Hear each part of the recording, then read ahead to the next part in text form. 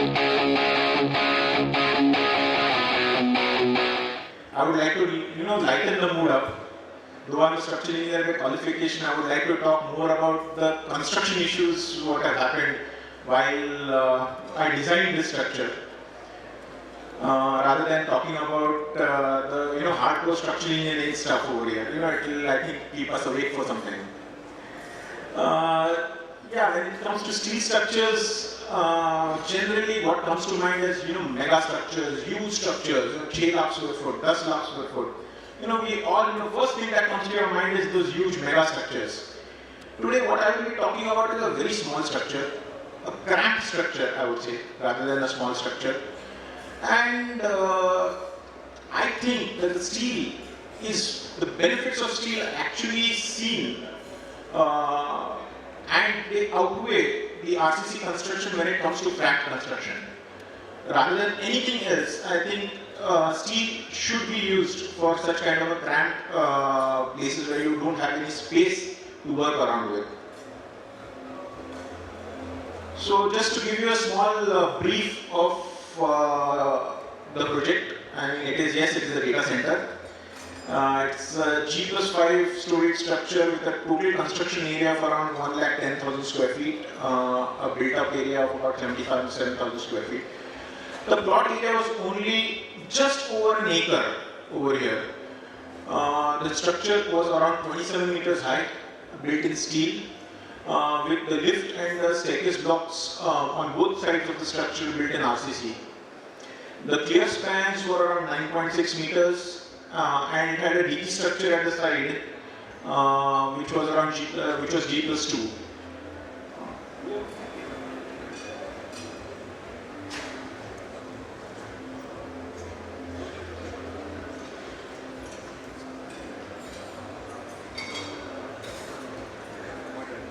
Okay.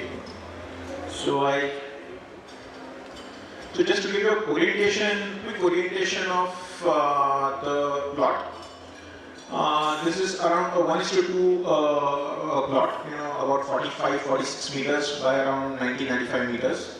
It has one entry, one exit, 2 entries. The data center building and the DG stack building are touching each other, though structurally independent of each other. There is a 6-meter wide driveway on either ends, and then there is a parking block built over I would say drain, but nala is the right word, I mean, in the Indian language that we use, because it's a very wide drain for the size of the plot that is there. It's a 3-meter wide drain that was servicing the entire area per se. So we had to make use of this nala also over there in the structure. The HSC tanks were in front. At the terrace level we had the lower terrace and the upper terrace. The chillers were supported on the upper terrace.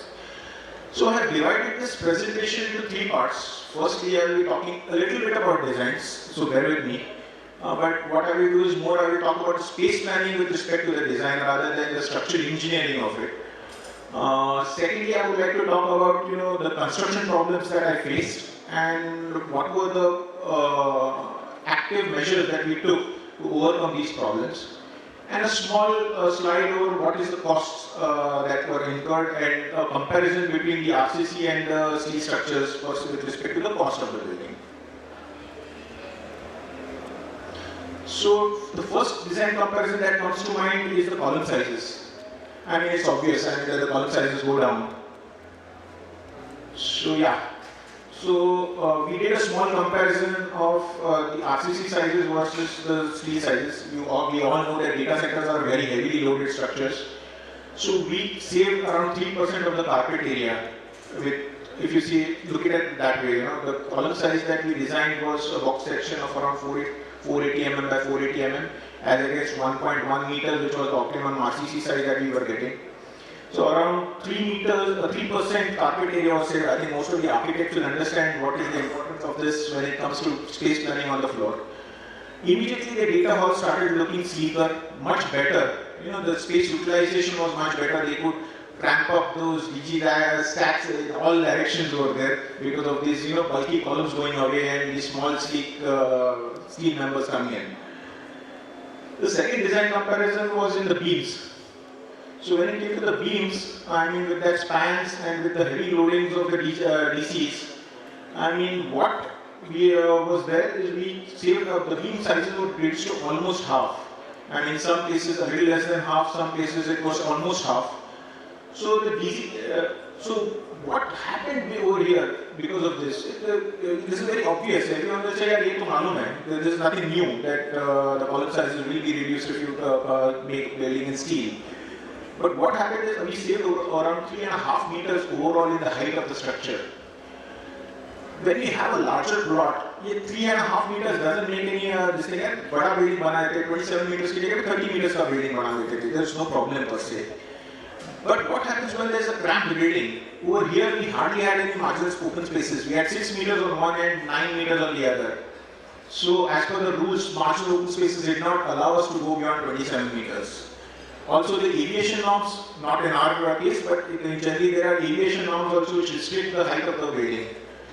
So when there is a problem when it comes to the height restrictions are there levied by the structure, by the competent authorities over here, or the statutory authorities, that's when we really would like to take advantage of the reduced beam sizes, because in the end this matters. One extra floor is what you get in the end. So if you there's a small photograph of comparison between the concrete size and the beam size of the thing. So the next regarding the design of the DG structure. So DG structure I couldn't have thought about doing it in RCC. I would have been mad if I would have done this in RCC, because we hardly have a space of about 3 meters in over there to fit the entire DG structure. The column sizes of RCC would have been so huge that we wouldn't have been able to fit those DGs there. So the only option we had over here was to do it in steel.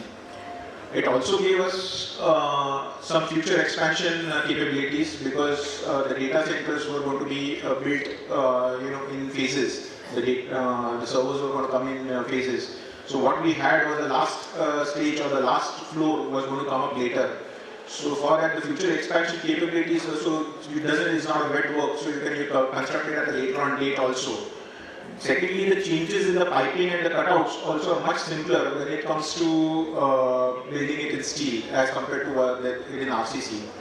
And as we all know, we are never that efficient that all the piping and everything comes on day one. We are always, the design and the construction always running behind each other. The schedules are always matching. Last minute the MEP guys want an extra pipes coming in at X location or a Y location. So that's where these cutouts really help. Otherwise the changes in design and all these things really play a big role. So this is another photograph of the complete beam structure.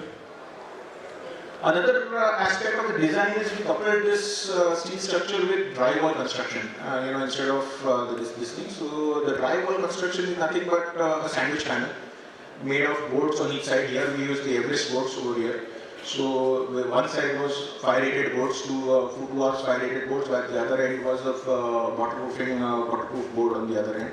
It helped us to increase the speed of the construction, which was actually the need for this building. We wanted to finish the building much faster. It also gave a better appearance. The allied advantages were the acoustic insulation, the thermal insulation, which reduced the cost of the air conditioning. These are all allied issues that we also had because of the drywall construction over here.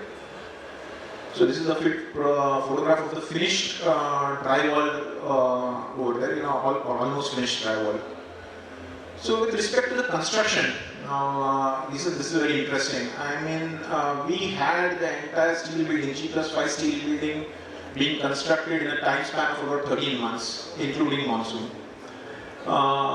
And there was a delay of 3 months in the construction of the RCC blocks. So including the 3 months delay, we still could manage it in 13 months. It was good, but not the best, I would say.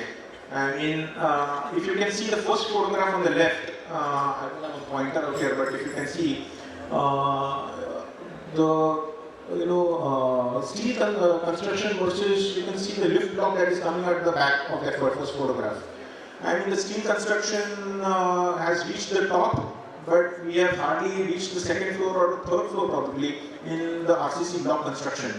RCC wall construction, wall and staircase construction over there. In fact, in the bottom photograph over here, the entire steel building, including the cladding work was done, but we still didn't have the lift and the staircase over there. You could see that gap over there, that is the steel and the staircase still coming up, even after the building was totally ready.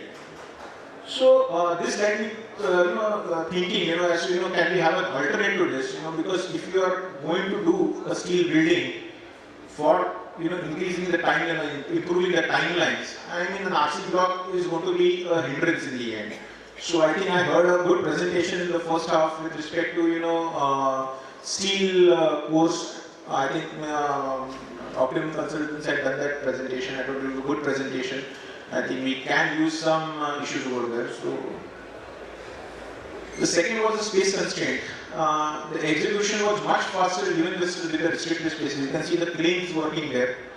I think I can see a few smiles, with the problems and the issues that occurred with these cranes standing on the road, because it was a 6 meter. They had occupied the entire two legs. There were two cranes on the two faces, and we hardly had any space for the other 5 contractors to get in. So for the cladding vendors, for the MEP vendors, for the civil vendors, there was no space for people, because these two cranes were standing and erecting things from both ends of the structure. You would have seen the initial slide. There had only 2 roads on the 2 sides, and there were only 2 entries from the front. So what we did over there was we requested the neighbors over here, and we took an additional entry from the rear of the plot, from the neighbor's property. So the entry for the other vendors, except for the steel erection team, was from the neighbor's property from behind. So this was one thing that we did to expedite the project. But this is something that needs to be planned when you're working with tight spaces and steel construction. In fact, due to the RCC delays that I was talking about earlier, I mean, there was a lot of steel that was already ready. And that once the steel is ready, the PEB guys do not keep it at their factories. They want to push for the material out of their factories. And supposedly it's correct. I mean, they don't have space either. So what we had to do was we had to hire a plot, empty plot, around 200 meters away from the construction site, and dump all the material, steel material over there. And for 3 months or 4 months, when the execution of the steel works was going on, a hydra and a truck was hired on a permanent basis 24/7 just to take the material from the first plot to the second plot. So this was happening just because there was a delay in the RCC construction. So the timelines when we are talking about RCC block coming up is very important, because the steel guys do not wait. I mean, they would be sending all the material to site, and if you don't have space to store it, I mean, you are in for a problem. The last problem I would say is ingenuity at its best. We had an ala over there, and we didn't have space for the outrigger or the crane leg to be rested. So this was some good design, or good jugaad, I would say. I mean, jugaad is a very Indian word, but I mean, the supervisors at site did an excellent job in finding out ways, different methods of really being able to construct over this nala. So they had made temporary blocks with using plates, using their own waste materials, blocks, concrete, whatever they could find, and they erected the structure. They had the cranes mobilized based on that. I mean, hats off to these erectors and the jugaad systems that they use at site because of this. The last slide I would come to, I think my time is taking off, so I would just come to my last slide. The steel versus RCC versus steel comparison. We all know that steel is more expensive. I mean, there are no 2 doubts about it. So in my case, the project was around 21% more expensive than an RCC construction. But this was totally set off because of 2 factors. One is we complete the structure much earlier than expected. So because of which the intangible benefit of clients getting more customers earlier than expected was better. And the second point was that there was an area increase due to the reduction of the size of the members. So tomorrow, if I had a concrete structure, I would have probably lost 1 floor over here in this entirety structure, or probably the area that we increased because of the steel construction. That really helped over here. The one factor that I think needs debate and still needs improvement in respect to the data center buildings, I would say, especially is the fireproofing. the fireproofing materials that need to be done, the fireproofing specifications that are there, bumped up the cost of PEB by around 18.5%. It's a big jolt. And there is no clarity as of now in the industry when it comes to data centers as to what rating. Some say 4 hours, some say 2 hours, some say 1 hour. It's different for different people, different owners, whether it's a hyperscale, whether it's a retail, this thing. So I would say this clarity is required. I think we need more debate on this issue. And that's where I will end my presentation. Right on time.